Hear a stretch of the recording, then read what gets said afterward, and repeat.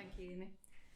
Last but not least, Sean McNicholl is a GP originally from College Land who is slowly migrating to the warmer climates of Newtown Hamilton. Along with short stories, he has also finished his first novel and is on the hunt for a literary agent, if anybody knows one. If there's any in the audience, find Sean. Tonight, Sean is reading Pure Disaster. Welcome, Sean.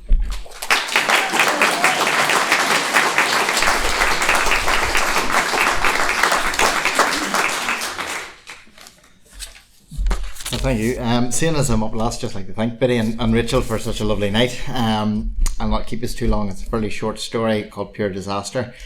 If I slip into a Belfast accent, just go with it. It's a disaster, so it is. Like, pure disaster. Dad has gone and given away all our money, and now we have to move, and I'm pure raging, so I am. Ma was bawling all morning, and Auntie Jane called round and was trying to cheer her up, and they were in the kitchen drinking tea, and I was listening by the kitchen door, but they never saw me or nothing, and I heard Auntie Jane saying that Dad is a philanthropist, always was, always will be, a dirty philanthropist. And that means he gives all his money all the way to the poor and stuff, because I googled it and that's what it said, but I couldn't understand, because we never have any money. My shoes have holes in them, and Kevin Sharkey calls me a wee scob and says I'm poor, and if I knew that Dad had money, I'd box him on the nose and that would shut him up.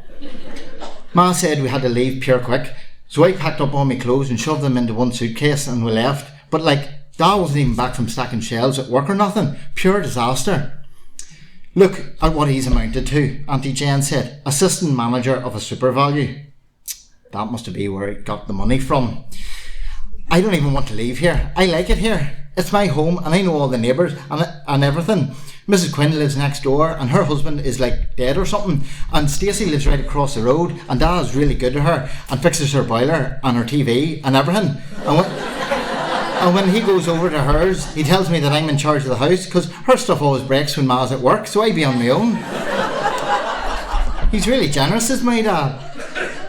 But now he's gone and given everything away and we have to move, and Ma is pure raging as we're walking into Super Value, and she's chucking things at Dad and roaring at him like she did when she caught me mitching off school, and she says how he couldn't keep it in his trousers, but he can't keep all his money in his pockets because it'll fall out.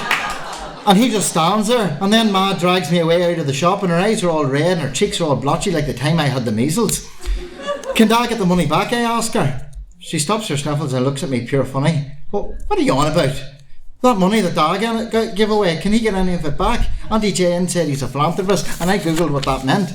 What? Says Ma, wiping her nose with her sleeve. No, son, she said philanderer. Oh, right. I'll have to Google that, so I will. Oh, pure disaster.